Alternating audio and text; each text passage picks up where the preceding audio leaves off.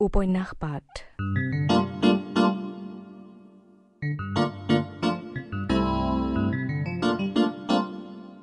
এই অনুষ্ঠানত প্ৰচাৰ হৈ আছে ডক্টৰ অনুজ বৰুৱা ৰচিত উপন্যাস মহা অৰণ্যৰ ধাৰাবাহিক পাঠ।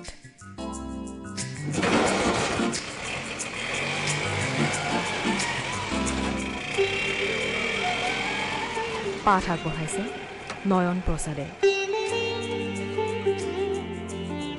উপন্যাস পাঠ অনুষ্ঠানটিৰ প্ৰযোজনা অৱনী বৰাৰ। মহা অৰণ্য।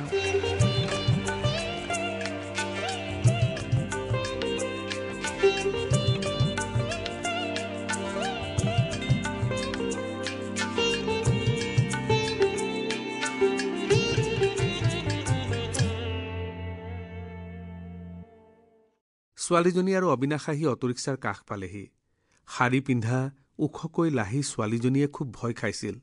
তাইৰ ওপৰতে ভীষণ খং উঠিল অবিনাশৰ। ক'ত থাকে আপুনি? অবিনাশৰ মদাহী মানুহৰ দৰে ওলোৱা মাতটোৱে তাইক থতমত খুৱাই দিলে। আঠগাঁৱত। এই সময়ত কাৰ মূৰটো কৰিবলৈ ওলাই আহিছিল ৰাস্তালৈ? এনেকুৱা সময়ত ছোৱালী অকলে ঘূৰি ফুৰে নেকি? যদি সেই ভগা বটল দুটা হাততে নাপালোহেঁতেন তেতিয়া আপোনাৰ আজি কি অৱস্থা হ'লহেঁতেন গম পাইছেনে? অবিনাশে প্ৰচণ্ড খঙত কৈছিল কথাবোৰ। তাই তলমূৰকৈ ক'লে, মই ঘৰলৈ ঘূৰি আহিছিলোঁ।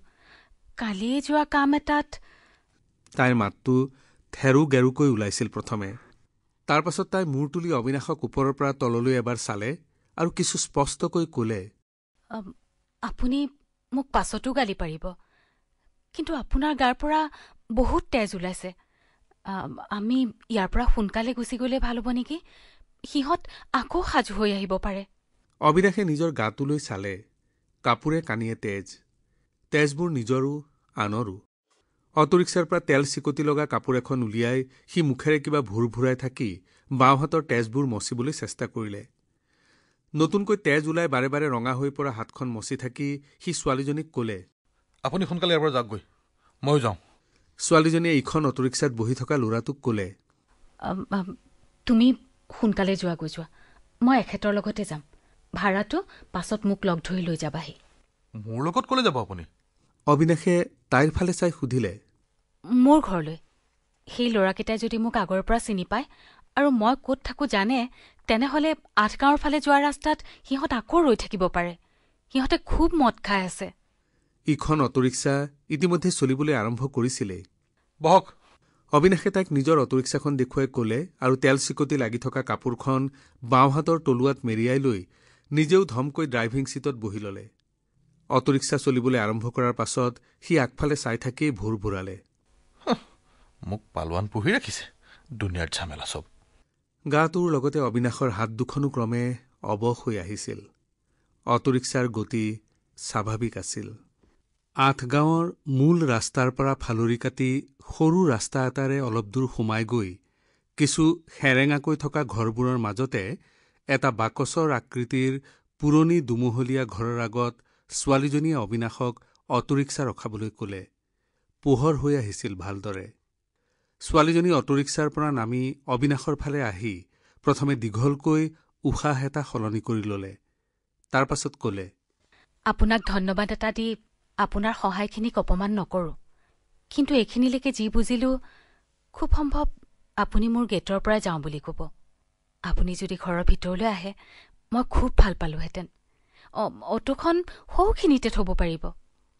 তাই ঘৰটোৰ তলৰ মহলাৰ ভিতৰলৈ সোমাই থকা খালী ঠাইখিনিলৈ দেখুৱালে আৰু এটা উশাহ সলনি কৰি লৈ ক'লে, এতিয়া পোহৰ হ'ল। আপোনাৰ কাপোৰত বহুত তেজ লাগি আছে। বাটত কোনোবাই দেখিব পাৰে, পুলিচেও দেখিব পাৰে। তেজবোৰ দেখিলে আপোনাৰ ঘৰৰ মানুহো আচৰিত হ'ব। আপোনাৰ হাতখনো এতিয়াই বেণ্ডেজ কৰি দিয়াৰ দৰকাৰ আছিল। আপোনাক খুব ভাগৰুৱা যেনো লাগিছে। ঘৰৰ ভিতৰত খন্তেক আৰাম কৰিব পাৰিব। আহক, আহিব নেকি? তাই অবিনাশৰ মুখলৈ বেছি সময় চাই নাথাকি হাতৰ সৰু বেগটোৰ পৰা চাবি উলিয়াই গেটখনৰ ৰডবোৰৰ ফাকেৰে হাত ভৰাই ভিতৰ ফালে লাগি থকা তলাটো খুলি গেটখন মেলি দিলে। দকৈ কিবা চিন্তা কৰাৰ শক্তি অবিনাশৰ কিছু আগতেই শেষ হৈছিল। ছোৱালীজনীয়ে মেলি দিয়া গেইটেৰে অটোৰিক্সাখন ভিতৰলৈ সুমুৱাই ঘৰটোৰ তলত থোৱাৰ পাছত তাৰ এনে লাগিল যেন মাটিলৈ নমাৰ শাৰীৰিক শক্তিখিনিও তাৰ নাই। কোনোমতে খোপনি ৰাখি সি নামি আহিল। ছোৱালীজনীয়ে গেটখন বন্ধ কৰি দি খৰধৰকৈ ঘৰটোৰ কাষেৰে সোঁফালে আগবাঢ়ি গ'ল। 15 খোজমান গৈ তাৰ পাছত ওপৰলৈ উঠি যোৱা চিৰিডালৰ দুখাপমান উঠি তাই ৰৈ গ'ল আৰু বহুত পিছ পৰি থকা অবিনাশক মাতিলে। আহক। চিৰিডালৰ ওচৰ পাই অবিনাশে হতাশভাৱে ওপৰলৈ চালে। এই দীঘল চিৰিডাল বগাই যাব লাগিব এতিয়া। ছোৱালীজনীয়ে তাক হাতত ধৰি সহায় কৰি দিলে। চিৰিৰে পোনে পোনে গৈ পোৱা দুৱাৰখনৰ ডাঙৰ তলাটোত তাই চাবি ভৰালে। তাইৰ পিছফালে থিয় হৈ থকা অবিনাশে সুধিলে, আপোনাৰ ঘৰত কোনো নাই নেকি? ছোৱালীজনীয়ে ঘূৰি চাই ভাগৰুৱা মাতটোৰে ক'লে, মই অকলেই থাকোঁ।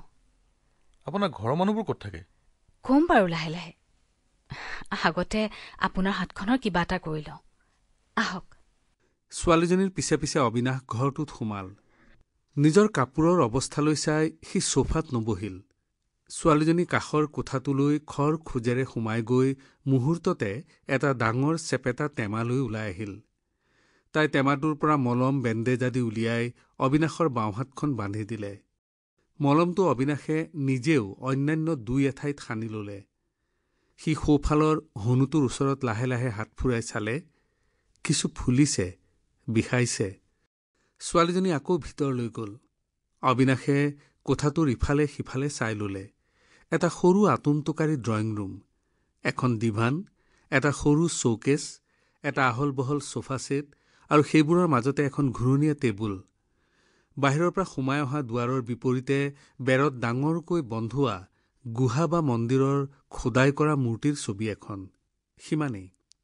ছোৱালীজনীয়ে এইবাৰ এহাতে দামী ডাঠ কাপোৰৰ দীঘলকৈ চোলাৰ দৰে কিবা এটা আৰু ইহাতত শ্লিপাৰ এযোৰ লৈ ওলাই আহিল।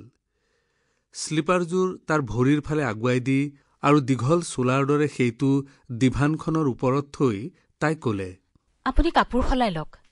অবিনাশে ডিভানখনৰ পৰা সেইটো লৈ মেলি চালে। এটা নাইট গাউন। লাহে লাহে জোতা কাপোৰ আদি খুলি লৈ গাউনটো পিন্ধি থাকোঁতে সি চিন্তা কৰিলে, গাউনটোৰ ডিজাইনটো সাধাৰণতে মতা মানুহে পিন্ধাৰ দৰে। শ্লিপাৰযোৰো তাইৰ ভৰিৰ জোখতকৈ ডাঙৰ হ'ব যেন লাগিছে। ছোৱালীজনী ওলাই আহিল। ইতিমধ্যে তাইও কাপোৰ সলালে। অবিনাশক তলৰ পৰা ওপৰলৈ খন্তেকতে চাই লৈ তাৰ পাছত মুখলৈ চাই তাই ক'লে, আপুনি গাটো ধুই ল'লে বেয়া নহ'ব। গৰম পানী লাগিব নেকি? নালাগে। কিছু ডাঙৰ ইটোকোঠাৰ মাজেৰে অবিনাশক পাৰ কৰি নি তাই দুৱাৰ এখন দেখুৱাই ক'লে, এইটো বাথৰুম। গা ধোৱা বস্তু ভিতৰতে পাব। অবিনাশে বাথৰুমৰ দুৱাৰ খুলি ভিতৰখনত চকু ফুৰালে। শুনক। ছোৱালীজনীৰ মাতত অবিনাশে ঘূৰি চালে। মোৰ নাম বৰ্ণালী চৌধুৰী। আপুনি বৰ্ণালী বুলিয়ে মাতিব পাৰিব। অবিনাশে মূৰ দুপিয়ালে আৰু তাৰ পাছত বাথৰুমৰ দুৱাৰ বন্ধ কৰিলে। হাতৰ বেণ্ডেজ নিতিতাকৈ সাৱধানে গা ধুই থাকোঁতে অবিনাশে চিন্তা কৰিলে, এই বৰ্ণালী চৌধুৰী নামৰ ছোৱালীজনী কেনেধৰণৰ জীৱ? এই ধুনীয়া ছোৱালীজনী অকলে থাকে? কি কৰে তাই? এইটো তাইৰ নিজৰ ঘৰ নে ভাড়াত থাকে? এই নাইট গাউনটো, শ্লিপাৰযোৰ। কথাবোৰ ভাবি ভাবি গা ধোৱা শেষ কৰি গা মূৰ মচি অবিনাশে গাউন আৰু শ্লিপাৰযোৰ পিন্ধি ওলাই আহিল। বাথৰুমৰ মুখামুখিকৈ থকা পাকঘৰৰ খোলা দুৱাৰেৰে সি ভিতৰলৈ চালে। বৰ্ণালীয়ে কিবা ভাজিছে। সি গৈ বাহিৰৰ কোঠাতে বহিলগৈ। যাওঁতে মাজৰ কোঠাটো ভালদৰে চাই গ'ল। কাপোৰ ভৰ্তি আলনা, আলমাৰি, টিভি, ডাঙৰ টেবুল চকী, খিৰিকীৰ কাষৰ সৰু টেবুল, বৰ্ণালীৰ সমানেই ওখ বহল আইনা, এখন প্ৰকাণ্ড বিচনা, এনেধৰণৰ বস্তুবোৰ আছিল দীঘলীয়া কোঠাটোত। অলপ পাছতে দুজনৰ কাৰণে গৰম লুচি ভাজি আৰু চাহ লৈ বৰ্ণালী ওলাই আহিল বাহিৰৰ কোঠালৈ। বস্তুবোৰ টেবুলত থৈ তাই অবিনাশৰ মুখামুখিকৈ ডিভানখনতে বহি ল'লে। অবিনাশে গা ধুই থাকোঁতে ভাবি থকা প্ৰশ্নবোৰৰ দুই এটাৰ উত্তৰ তাই এতিয়া চাহ খাই থাকোঁতে নুসুধাকৈয়ে দি গ'ল। তাইৰ মাতটো যথেষ্ট সহজ আছিল। মই এইটো ঘৰত অকলেই থাকোঁ। মোৰ ঘৰ নহয়, ভাড়াত থাকোঁ। দিনত কাম কৰা মানুহ এজনী আহে। মই আগতে চাকৰি কৰিছিলোঁ অলপ দিন। এতিয়া ব্যৱসায় আৰম্ভ কৰিছোঁ। কাপোৰ বা মণিহাৰী মালৰ দোকান নহয় অৱশ্যে। গেট, গ্ৰিল আৰু তেনেধৰণৰ সৰু সুৰা বস্তু সজা সৰু ইণ্ডাষ্ট্ৰী এটাহে আৰম্ভ কৰিছোঁ। অবিনাশৰ চকুৰ পতা বাৰে বাৰে বন্ধ হৈ যাব খুজিছিল। চাহ খাই উঠাৰ পাছত বৰ্ণালীয়ে তাক কলে, বাকী কথা আমি পাছত পাতিম। আপোনাৰ ঘৰত আপোনাৰ কাৰণে খুব বেছিকৈ চিন্তা কৰা মানুহ আছে নেকি? মানে? বৰ্ণালীৰ প্ৰশ্নটোৰ আঁত ধৰিব নোৱাৰি অবিনাশে চকুৰ গধুৰ হৈ অহা পতা দুখনো জোৰকৈ মেলি ধৰিলে। তাই হাঁহিলে সৰুকৈ, কলে, নহয়, মই অইন কাৰণত সোধা নাই।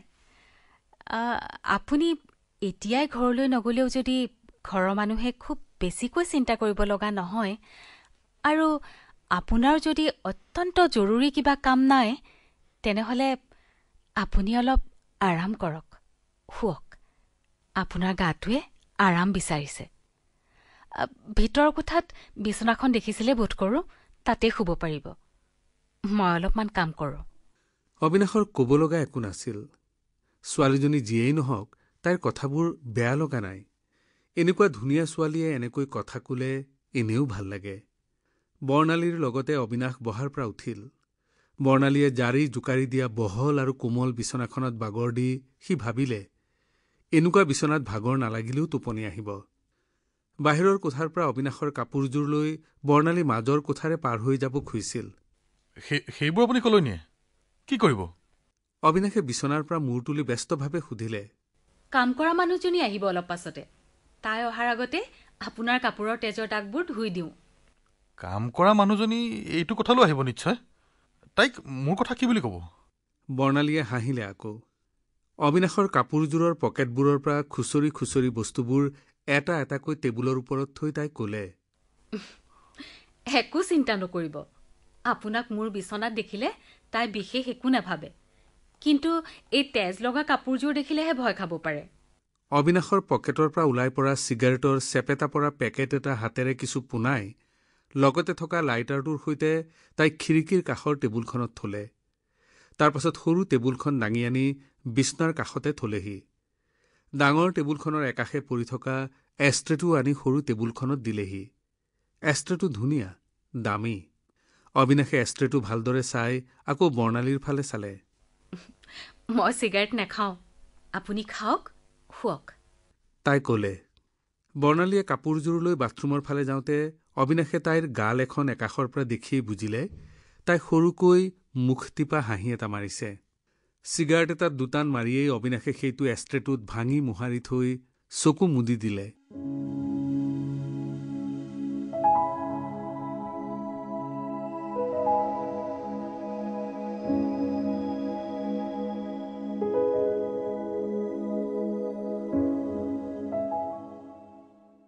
সাৰ পাই অবিনাশে কোঠাটোত তাৰ অৱস্থিতিৰ কথা ভাবি মুহূৰ্তৰ ভাৱে আচৰিত হৈ গৈছিল।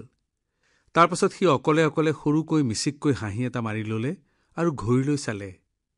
1 বাজি গল। গাটো ইকাতি সিকাতি কৰোঁতে কৰবাত বিষাই গল। সি অলপ সময় এনেই পৰি থাকিব। নাই, বৰ্ণালী কোঠাটোলৈ অহা নাই।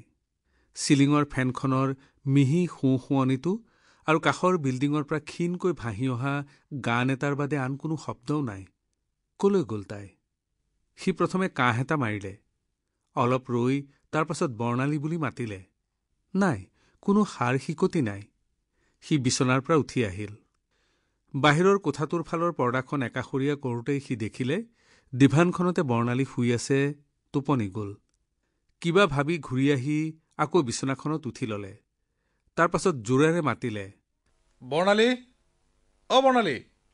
বৰ্ণালী খপজপকৈ শোৱাৰ পৰা উঠাৰ শব্দ হল আৰু পৰ্দাখন আঁতৰাই তাই চকু মোহাৰি মোহাৰি কোঠাটোলৈ সোমাই আহিল। আপুনি উঠিল নেকি? দেৰি হ'ল নেকি বাৰু? মই মাজতে এবাৰ জগাই দিম বুলি ভাবিছিলোঁ, কিন্তু আপোনাৰ টোপনিটো পূৰা হওক বুলিয়েই নজগালোঁ। ময়ো এই অলপমান আৰাম কৰোঁ বুলি এইমাত্ৰ ডিভানখনতে কাটি হৈছিলোঁ।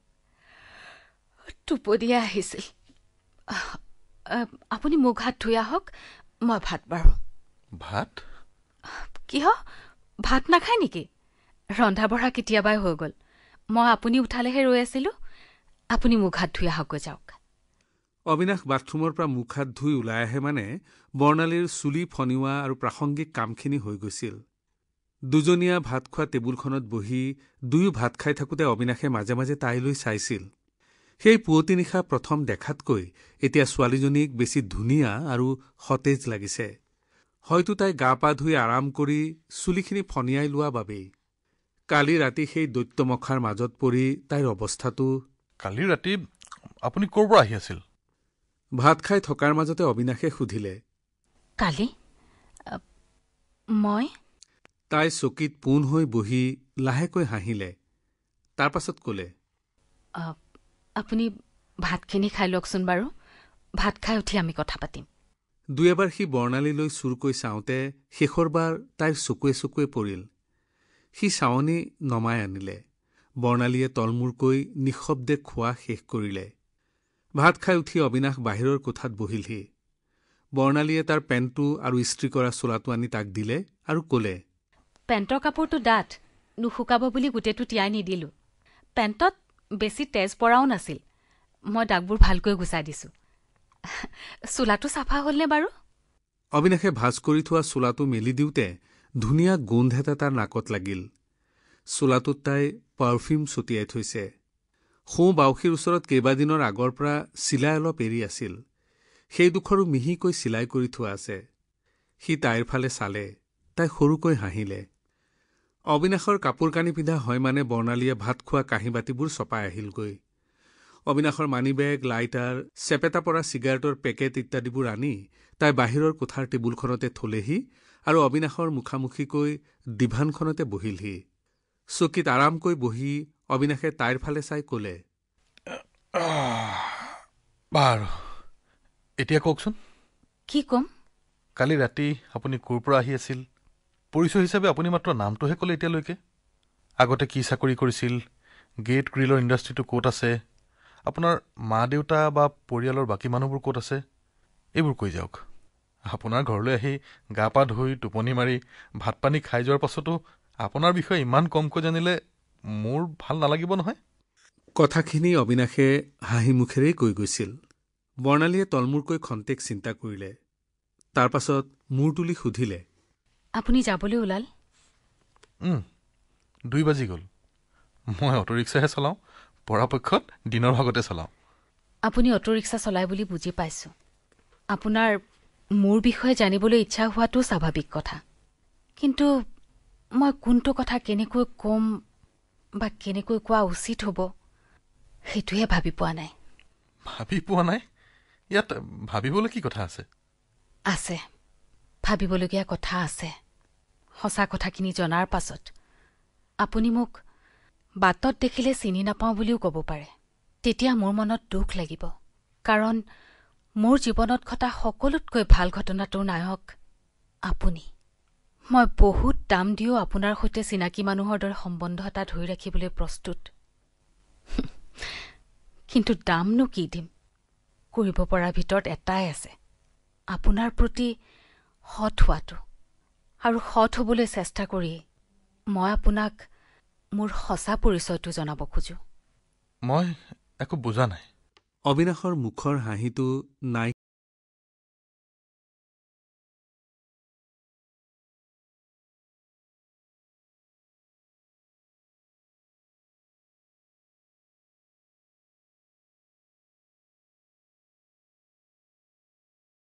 উপন্যাস পাঠ অনুষ্ঠানটিত ইমানপুৰে শ্ৰোতাসকলে ডক্টৰ অনুজ বৰুৱাৰ উপন্যাস মহাঅৰণ্যৰ ঊনবিংশ খণ্ডটি শুনিলে। পাঠ আগবঢ়ালে নয়ন প্ৰসাদে। বিভিন্ন চৰিত্ৰত অভিনয় কৰিলে বৰ্ণালী, অপৰ্ণা দত্ত চৌধুৰী আৰু অবিনাশৰ চৰিত্ৰত ঋতুপৰ্ণ দাসে। প্ৰযোজনা অৱনী বৰাৰ।